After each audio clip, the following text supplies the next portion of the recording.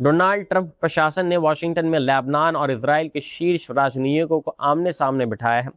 ये 30 साल से ज़्यादा समय में दोनों देशों के बीच पहली सीधी बातचीत थी। लेकिन सबसे हैरान करने वाली बात यह रही कि इस बैठक में सीज़फायर यानी युद्ध विराम एजेंडे में शामिल ही नहीं था और जिस मुद्दे पर सबसे ज़्यादा तनाव है यानी हिजबुल्लाह, उसका कोई प्रतिनिधि भी इस बातचीत में मौजूद नहीं था, जिससे लेबनान के अधिकारियों की स्थिति काफ़ी कमज़ोर नज़र आई है। अमेरिकी विदेश मंत्री मार्को रूबियो ने साफ तौर पर बोल दिया है कि ये सिर्फ सीज़फायर की बात नहीं है, बल्कि पिछले 20-30 सालों से इस क्षेत्र में हिजबुल्लाह के प्रभाव को ख़त्म करने की दिशा में एक बड़ा कदम है। उन्होंने कहा है कि ये संगठन न सिर्फ इजराइल बल्कि लेबनान के लोगों को भी नुकसान पहुंचा रहा है। गौर करने वाली बात यह है कि अमेरिका ने 1997 में हिजबुल्लाह को आतंकी संगठन घोषित किया था, लेकिन आज भी यह लेबनान की सबसे ताकतवर सैन्य ताकत है और संसद में भी इसकी मौजूदगी है। ये संगठन 1982 में इजराइल के कब्जे और प्रभाव का मुकाबला करने के लिए बनाया गया था। ये बातचीत सिर्फ 2 घंटे चली और जानकारों का मानना है कि इससे ज़मीनी हालात में तुरंत कोई बड़ा बदलाव नहीं आने वाला है। बैठक में लेबनान की तरफ से इसकी राजदूत नादा हमदे मुआवद और इजराइल की तरफ से उसके राजदूत यचियल लाइटर मौजूद थे। अमेरिका की तरफ से भी कई बड़े अधिकारी इसमें शामिल हुए थे। बैठक के बाद इजराइल की तरफ से कहा यह गया है कि दोनों देश एक ही पक्ष में हैं और लेबनान को हिजबुल्लाह के प्रभाव से मुक्त कराना चाहते हैं। वहीं अमेरिका ने दोबारा साफ तौर पर बोल दिया है कि इजराइल को आत्मरक्षा का पूरा अधिकार है और लेबनान में सभी गैर सरकारी हथियारबंद समूहों को ख़त्म किया जाना चाहिए। दूसरी तरफ लेबनान ने 2024 के सीज़फायर समझौते को लागू करने की मांग की है, जिससे इजराइल कई बार तोड़ चुका है। हिजबुल्लाह का कहना है कि जब तक इजराइल से खतरा बना रहेगा वे अपने हथियार नहीं डालेगा। पिछले 6 हफ्तों में इजराइल के हमलों में लेबनान में 2000 से ज़्यादा लोगों की मौतें हो चुकी हैं।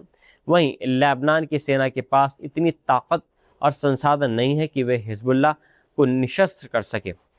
इस बीच हिजबुल्लाह के प्रमुख नईम कासिम ने इस बातचीत का विरोध करते हुए उसे बेकार बताया है और वक्त की बर्बादी बताया है। अमेरिका ने कहा है कि वे 2024 समझौते से आगे बढ़कर नया ढांचा बनाना चाहता है, लेकिन सीज़फायर शब्द का इस्तेमाल तक नहीं किया गया है। जानकारों का कहना है कि दोनों पक्ष एक दूसरे की शर्तें मानने को तैयार नहीं है और जब तक इजराइल लेबनान में सैन्य कार्रवाई जारी रखेगा तब तक बातचीत का असर सीमित ही रहेगा। कुल मिलाकर ये बातचीत एक शुरुआत नज़र है, लेकिन ज़मीन पर जंग रुकने के कोई संकेत फिलहाल नज़र नहीं आ रहे हैं। इजराइल की खुफिया एजेंसी मोसाद को नया चीफ मिलने जा रहा है और ये नियुक्ति काफ़ी विवादों में घिर गई है। रोमन गॉफमैन को मंजूरी दे दी गई है और वे जून से अपना 5 साल का कार्यकाल शुरू करने वाले हैं। वे डेविड बर्नी की जगह लेंगे। गॉफमैन इजरायली प्रधानमंत्री बेंजामिन नेतन्याहू के करीबी माने जाते हैं और फिलहाल उनके मिलिट्री सेक्रेटरी भी हैं। उनका जन्म बेलारूस में हुआ था और 1990 में वे इजराइल आ गए थे। सेना में उन्होंने लेबनान, वेस्ट बैंक और गजा में ऑपरेशन किए हैं और 7 अक्टूबर 2023 हमास अटैक के दौरान हमास के लड़ाकों के साथ मुठभेड़ में घायल भी हुए थे। गजा युद्ध को लेकर उनका रुख काफ़ी सख्त रहा है और उन्होंने पूरे गजा पर कब्जा करने और युद्ध के बाद भी वहां नियंत्रण बनाए रखने का समर्थन किया है। लेकिन उनकी नियुक्ति को लेकर सबसे बड़ा विवाद एक 17 साल के लड़के औरी अलमकीज से जुड़ा है, जिसे कथित तौर पर एक इंटेलिजेंस ऑपरेशन में इस्तेमाल किया गया है और उससे संवेदनशील जानकारी सोशल मीडिया पर डलवाई गई है। बाद में उस लड़के को गिरफ्तार कर करीब 1.5 साल तक उसको जेल में रखा गया। हालांकि बाद में केस खत्म हो गया क्योंकि वे सेना के निर्देश पर काम कर रहा था। इस मामले को लेकर गॉफमैन पर आरोप ये लगाया गया कि उन्होंने इस बच्चे को इस्तेमाल करके उसको छोड़ दिया। वहीं एशर ग्रोनिस ने भी इस पर गंभीर नैतिक सवाल उठाए हैं और इसी वजह से उन्होंने इस नियुक्ति का विरोध किया है। इसके अलावा गॉफमैन पर यह भी आरोप है कि उन्होंने वेस्ट बैंक में बिना अनुमति के फिलिस्तीनी मुखबिरों का इस्तेमाल किया है।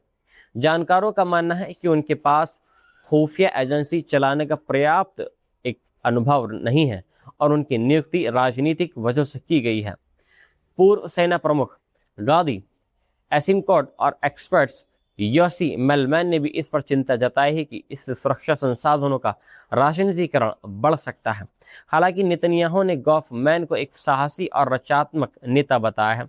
अब इस नियुक्ति को लेकर इजराइल के सुप्रीम कोर्ट में चुनौती दी जा सकती है, जिससे आगे और बड़ा विवाद खड़ा हो गया है। फुटबॉल की सबसे बड़ी संस्था फीफा इस समय एक नए विवाद में घिरती नजर आ रही है, जहां उस पर दबाव बनाया जा रहा है कि वे अमेरिका के राष्ट्रपति डोनाल्ड ट्रंप से अपील करें कि वर्ल्ड कप के दौरान इमिग्रेशन रेड यानी छापेमारी को रोका जाए। रिपोर्ट्स के मुताबिक फीफा के कई अधिकारियों ने अध्यक्ष गिनी इन्फेंटिनो से कहा है कि वे ट्रंप से सीधे बात करें और मांग रखें कि पूरे टूर्नामेंट के दौरान आईसीई यानी इमिग्रेशन एंड कस्टम्स इन्फोर्समेंट की कार्रवाई पर रोक लगाई जाए। दरअसल फीफा वर्ल्ड कप 2026 इस बार अमेरिका, कनाडा और मैक्सिको में मिलकर आयोजित हो रहा है और इसकी शुरुआत 11 जून से होने वाली है। लेकिन ट्रंप प्रशासन की सख्त इमिग्रेशन पॉलिसी और बड़े पैमाने पर डिपोर्टेशन अभियान को लेकर डर बना हुआ है कि दुनिया भर से आने वाले फैंस को टारगेट किया जा सकता है। व्हाइट हाउस ने इस मामले पर सीधी टिप्पणी से बचते हुए कहा है कि वे वर्ल्ड कप अमेरिका के लिए ऐतिहासिक होगा और इससे अरबों डॉलर की अर्थव्यवस्था को फायदा और लाखों नौकरियां इससे पैदा होंगी। हालांकि इससे पहले संकेत मिल चुके हैं कि आईसीई जैसी एजेंसियां टूर्नामेंट के दौरान मौजूद रह सकती हैं।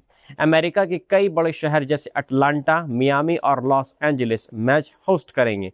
वहीं उपराष्ट्रपति जेडी वेंस ने भी कहा था कि सभी दर्शकों को अपने वीज़ा नियमों का पालन करना होगा और समय खत्म होने पर उन्हें वापस लौटना होगा।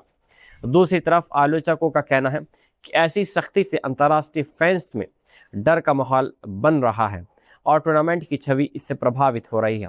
दिलचस्प बात यह है कि इन्फेंटिनो और ट्रंप के बीच करीबी रिश्ते भी चर्चा में हैं और माना जा रहा है कि फीफा इस रिश्ते का इस्तेमाल करके माहौल को शांत करने की कोशिश कर सकता है। कुल मिलाकर वर्ल्ड कप शुरू होने से पहले ही ये मुद्दा बड़ा विवाद बनता जा रहा है और अब सबकी नज़र इस बात पर है कि क्या ट्रंप प्रशासन इमिग्रेशन रेड पर कोई नरमी दिखाएगा या नहीं। रूस के विदेश मंत्री सरगेई लावरोव बीजिंग पहुंच गए हैं और उन्हें रेड कारपेट वेलकम दिया गया है।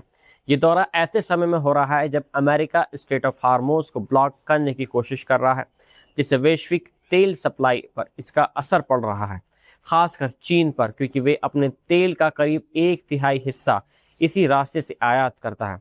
चीन और रूस दोनों ने अमेरिका और इजराइल की ईरान के खिलाफ कार्रवाई की कड़ी आलोचना की है और चीन ने साफ अल्फाजों में बोल दिया है कि स्ट्रेट ऑफ हार्मोज एक बेहद अहम अंतर्राष्ट्रीय व्यापार मार्ग है और इसे हर हाल में खुला और सुरक्षित रहना चाहिए।